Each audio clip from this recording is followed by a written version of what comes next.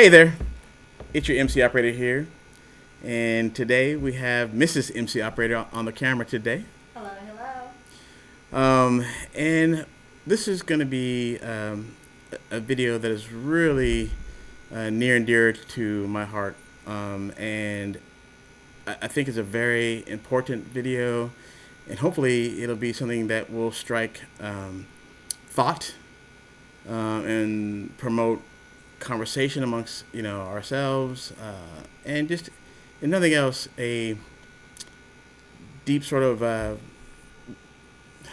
introspection to your own lives and see how it can affect it. Um, as I've said before, my channel is going to be predominantly about firearms and accessories from a Californian's point of view. But this video today is really about everybody in our country, and ultimately maybe across the world, but especially here in our country. This is something that I really hope for our nation. After this pandemic has come and gone, and we're on the other side and coming out of it, and the dust settles, I'd really like everybody to kind of take a step back and really think about the things that are important to them, and appreciate all the good things that we have in this country and with each other, and get back to really just being a society that is, supportive of one another. So much has changed since I was a young man. Chivalry has all but disappeared. The golden rule, nobody even understands what that is about. And basic kindness is just has been thrown out the window. I'll give you some, for instance. Let's talk about the roads. Before I changed my careers, I was on the road quite a bit. And when I was taught how to drive by my father, he basically taught me all the things to do to be courteous on the road. When you are driving, don't drive so close to somebody. Let them have the distance between you. When you make a lane change, make sure you signal so that everybody knows what's going on. When people are merging, make sure that let them on. I mean, if you need to slow down a little bit to let them merge, let them merge. When someone is trying to get over to get to their exit and they're signaling, there's no reason to match their speed so they can't exit the freeway. That just causes them to do something drastic to try to make their exit, and next thing you know, there's a 3-car pileup. It's just, I remember being taught, if I were to drive in the fast lane, and I had a car and I could see a car coming behind me in my rearview mirror, and they were, obviously traveling at a higher rate of speed than I was, and even though I felt justified in being in the fast lane for the speed I was going, my father said, they're going faster. Signal, move over, let them by, and then get back into the fast lane. Now it's just commonplace for people to try to control, everybody else, and my babe said not to say this, but I'm gonna call them out. You got your Prius and Subaru drivers of the world who basically know they're going to be going at a slow rate of speed, and they still want to get in the fast lane to try to control everybody else. It makes no sense. All it does is cause people who are going faster to have to go around them, more chances for accidents. It's just common courtesy on the road is. We're now surprised when we see someone be courteous, on the roads. If you, I remember, it was just customary. If you guys are at a stoplight and you're stacked up and somebody's trying to exit out the driveway, you give them a wave, and you say, come on in, and in turn, that person who you let in would give a wave, thank you. Now, they're just assumed, that they're the Queen of England, and you have to do that for them. So there's no even thank you when you do a nice gesture for somebody. I'm used to it being reciprocal, by all means, let that person in, and by all means, that person, give me a hello, thank you wave, same difference when it comes to, just basic common courtesy and chivalry. You know, my father raised me to be a gentleman. And if I'm walking to a store, and there is, man, woman, or child, it doesn't matter whether they're older than me, younger than me, whatever. If I have an opportunity, I'm gonna open the door for them, let them in, because that's just the gentlemanly thing to do. Um, but in turn, don't let my generosity go without, a thank you. It costs you nothing to be courteous. But too often nowadays, you hold the door for somebody, they just shoot on in and they just keep on rolling. Like you weren't even there. Like the door was magically, open sesame for them.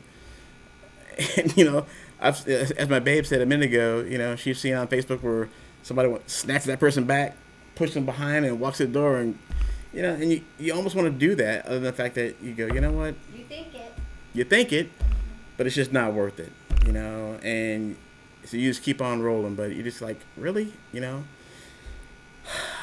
I've spent many years, almost a couple decades, in general managerships of restaurants, and some of the things I've seen over the years of late just blow my mind. Speaking of chivalry, I've seen men, young men, older men, walking in on their phone only because their girlfriend or wife opened the door for them, and the girlfriend or wife might be in tow with the baby, and the guy's just walking in on his phone, just not even realizing that he is the asshole of today. Excuse my French, but we have to get back to appreciating one another. We need to get back to just it being okay, and actually it being the thing to do to be nice. A smile costs you nothing. My wife does, the majority of the shopping for our family, and I can't tell you how many times she's come home and said, "Oh, the cashier, I had to look at her and give her a hello." Like, hello? Well, customer service is definitely struggling. But let's talk about the best case scenario. When you do have a cashier who, is gregarious and understands that, their job is to be, a moment of entertainment for that customer, and they greet you, and and they're talking to you. Your job? Be nice. Just like Patrick Swayze said.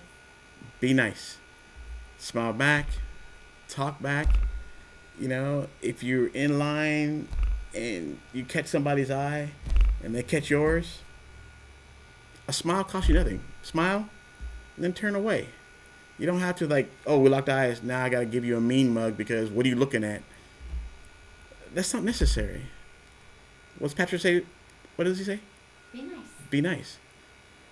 And because believe me, when it's time not to be nice, you'll know that too.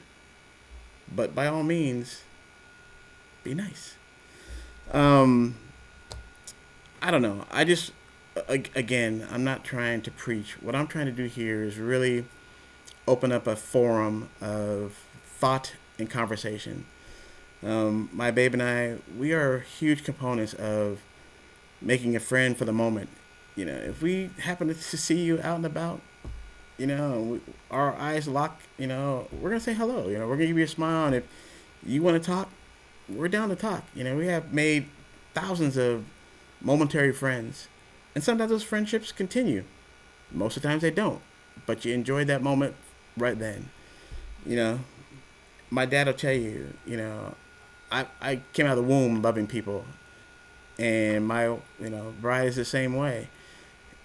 And I would talk to anyone, and I still will. But I also will give you your privacy. If we lock eyes and you give me that, don't say nothing to me, look, I'm good with that. I'm not going to mean mug you because you want to be left alone. I'm comfortable with that too because, I'm comfortable in my own skin. We don't have to talk. But my thing is, I always assume friend before anything. Now, mind you, that doesn't say that I trust you out the blocks explicitly. I'm not saying that. But what I am saying is there's no problem for us to have a friendly encounter and then go our separate ways. It's it's okay to have a pleasant moment, and I'd much rather our brief encounter be with a smile than anything else. So, again, this video is just to be short. Babe, did you want to really, add anything? Did I miss anything? Just be nice. Just be nice. So, again, my hope is this. This video is all about giving some people time to think about the fact that when this pandemic is over, what is your focus in life going to be? Because there's going to be new norms for everybody. And if we can get back to appreciating, who we are as a people, like I said, I have friends from every walk of life. I don't agree with everything they do. They don't agree with everything I do. I've got friends of, both sides of the fence politically. I got friends who are of every race and every sexuality. And not everything that they do is something that I want to, participate in. But the encounters that we have together has grown over time to a powerful friendship. And so how we treat each other is what matters to me. The pure fact that, I don't see color, I don't see sex, I don't see anything along those lines. I think in all reality we all have some prejudices in our system. We're born, and that just happens. Whether it be racist against somebody who's fat, or racist against somebody who is, more intelligent than you, or hate somebody, racist because someone's not as intelligent as you, or all these different things. We have different thoughts in our head, and people with real character understand their shortcomings, and they work every day to try to improve those shortcomings to be the best person they can be. And to me, life is about waking up and trying to be the best you every single day. Nobody's perfect, and we never will be. But we can perfectly attempt to be the best person we can be every single day. And if I can refer to two songs, Michael Jackson, The Man in the Mirror, talk to that person every day. How are you going to be a better person today? And when it comes to, life after this pandemic, in the words of our ex Beatle, imagine, imagine all the people, living for today. That's what I like to have spiked and started in your hearts. We're all different, but we definitely can all coexist. So with that, it's your MC operator signing out. Thank you so much.